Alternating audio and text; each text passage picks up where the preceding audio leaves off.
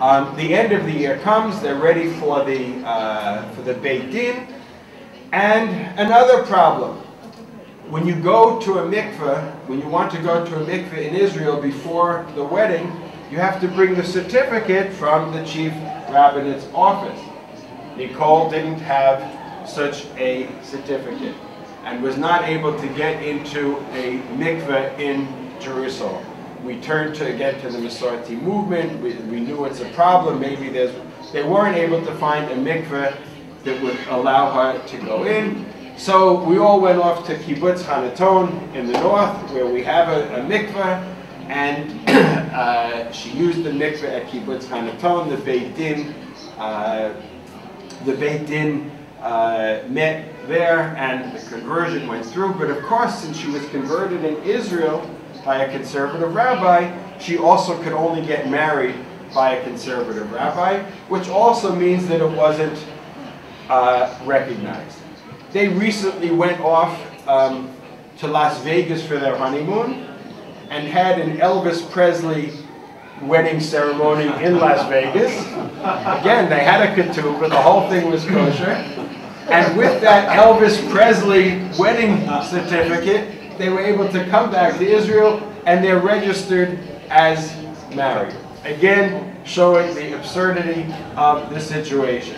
But for them, the story really is not over, because when they have children, as far as I'm concerned, as far as the conservative movement is concerned, they're Jewish, but there is going to be a problem that we have to continue struggling with.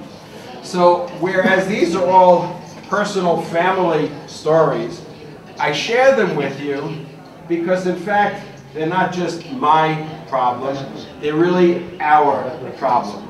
And not just for those of us living in Israel. By extension, the lack of recognition, the lack of legitimization of our movement in Israel also reflects here on the extent, I know a lot of people say this is supposed to be the Jewish state, my Jewish state. If they don't recognize my kind of Judaism, in what ways does it belong to me? So these are some of the issues that we are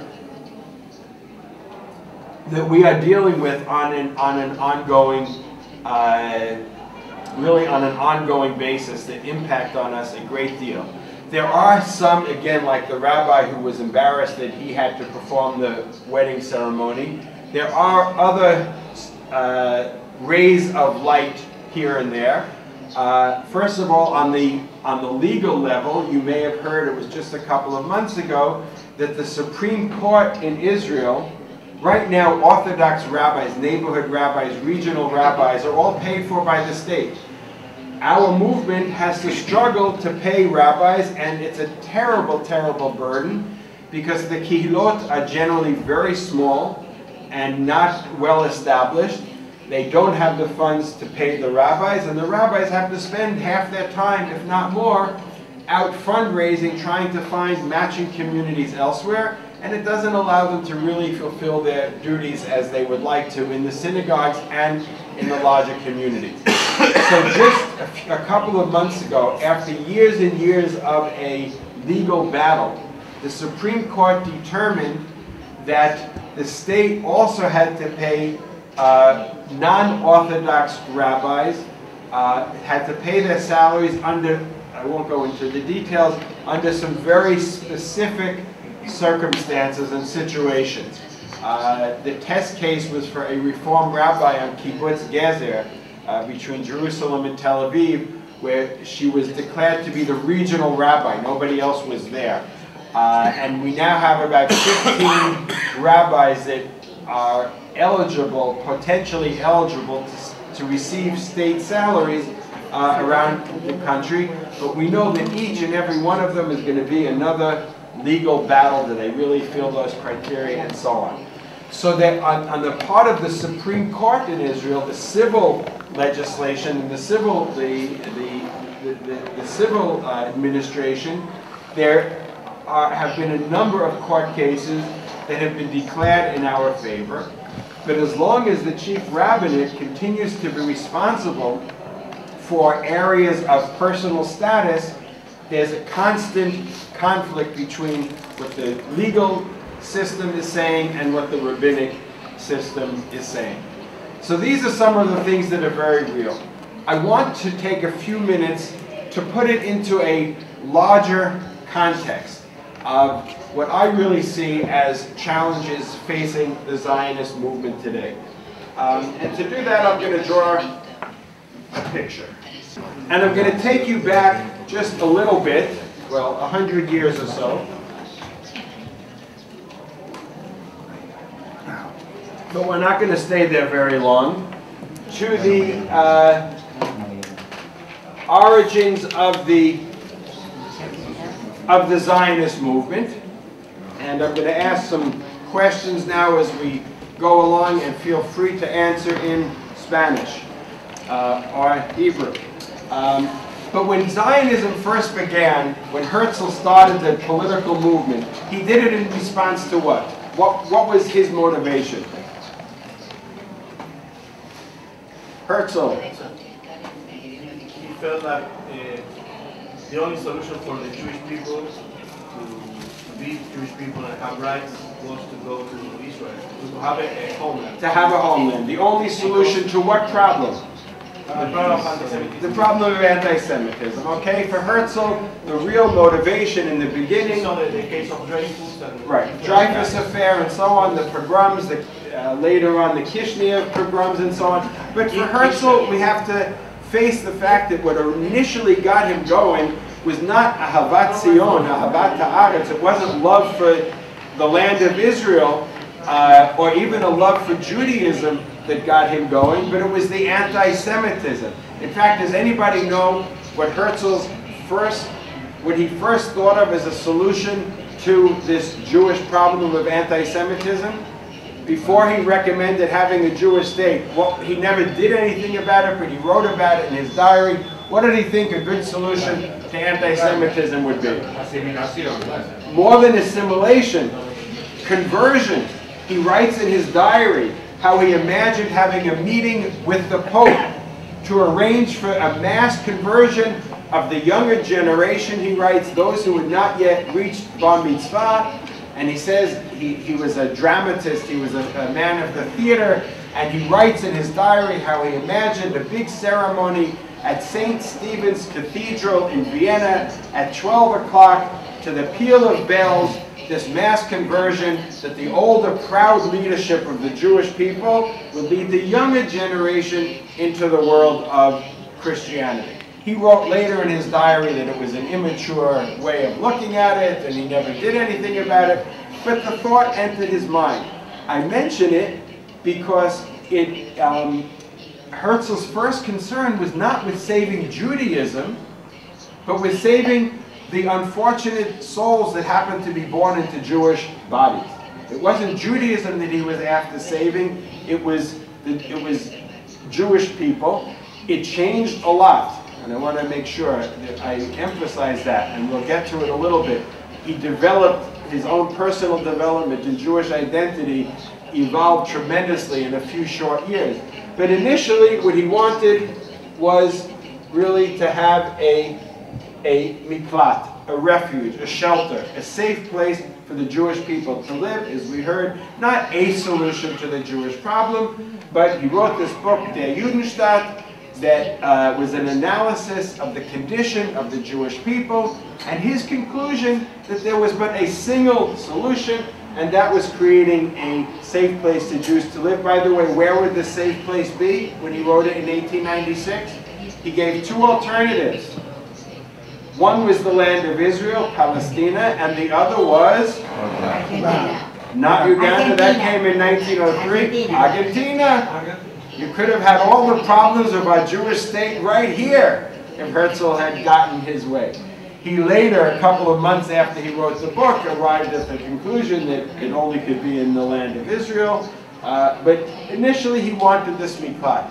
Have any of you had an opportunity to spend time in a shelter, in a bomb shelter, when Katyusha rockets or Scud missiles were falling? Yes.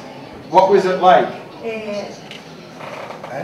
זה היה מקום סגור, זה היה במלחמת ששת הימים. מלחמת ששת הימים. הייתי קטנה, מקום סגור, סכנה.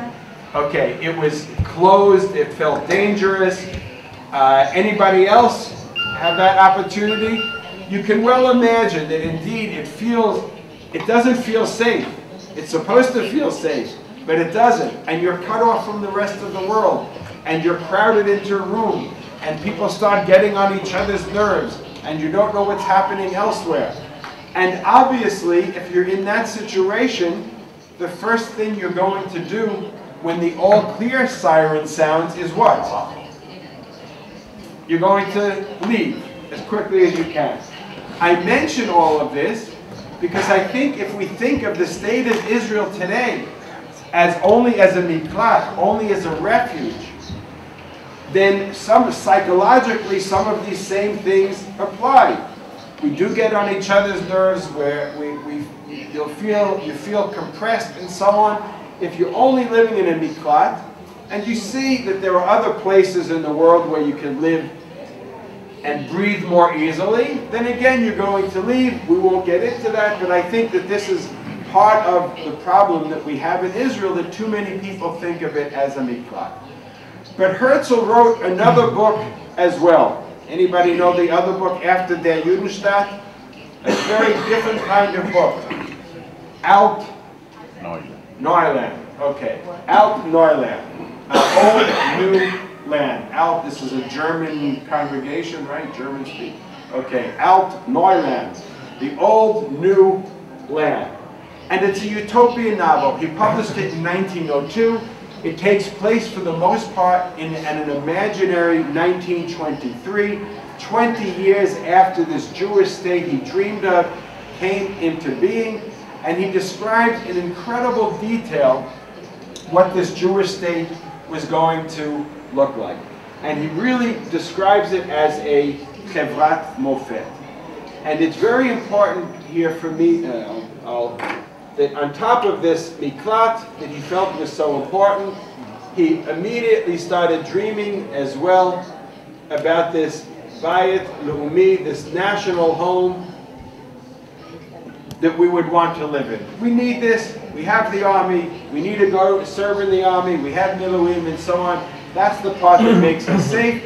We don't want to live in this part. And he started dreaming of what this national home was going to look like. And just to give you an idea of the vision that he had and what he hoped for, one of the very last things he wrote in March or April of 1904, he died in July of that year, he published this in an article in a newspaper for Zionist youth movements. Here, and I'll let you... Sobre el ideal sionista. Creo verdaderamente que incluso después que poseamos nuestra tierra, el sionismo no dejará de ser un ideal, porque el sionismo incluye no solo el vivo deseo para un plan de adquirir legalmente la tierra prometida para nuestro cansado pueblo, sino también el vivo deseo para la realización ética y espiritual. And you don't need to know much about Israel today to know that we are very far from realización ética y espiritual. Okay? We have a long way to go. But that was the ideal, that was the dream that he put before us. Another aspect of Zionism. Yeah. The question for us, for everybody, but with a particular angle for us, is when we go ahead and build this national home, what is going to guide us?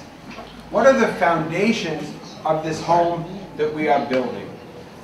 One of the watchwords, the slogans of the Zionist movement was that we wanted the normalization of the Jewish people. Okay, we wanted to be a normal people, goy kakora goyim, a people like every other people.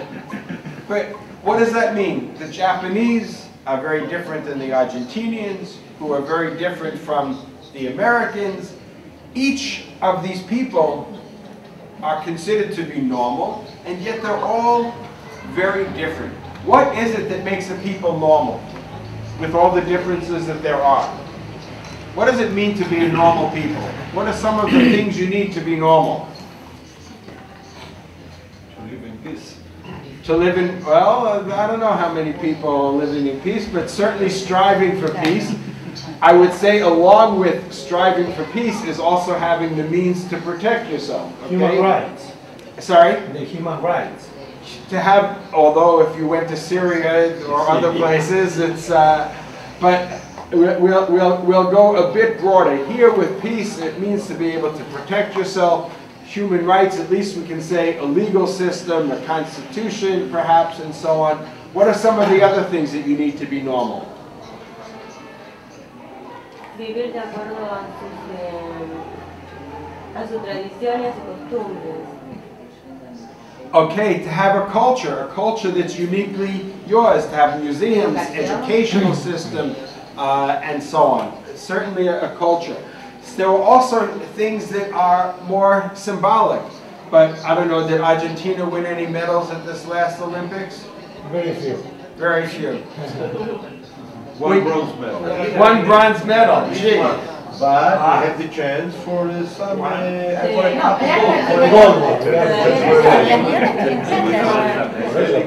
In any case, when the winner of the gold medal gets up there on the bama, on the platform, what do?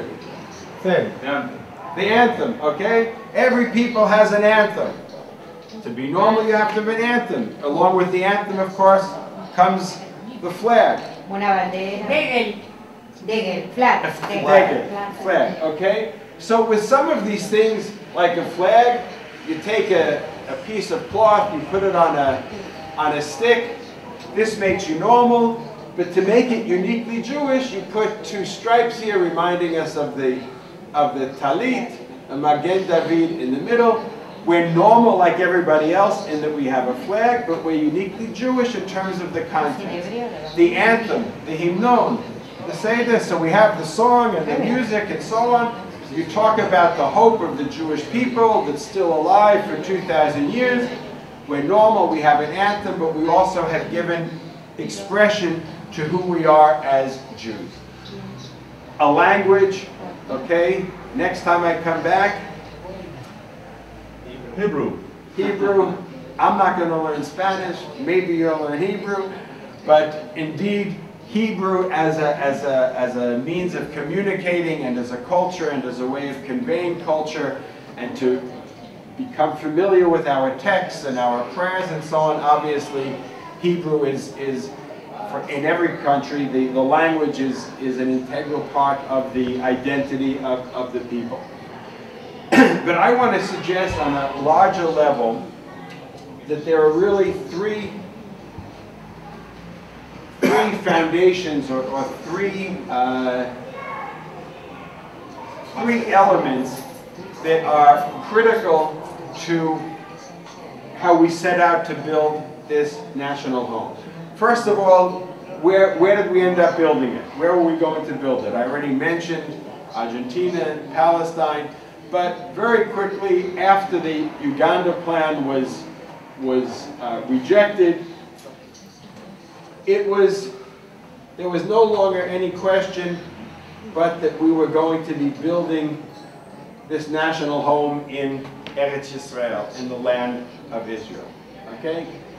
Who are we building it for? Who are we building this national home? National home for whom? The Jewish people. But here the Adamah, we're building it on the ground, but we're building it for the Jewish people. Okay, for Am Yisrael.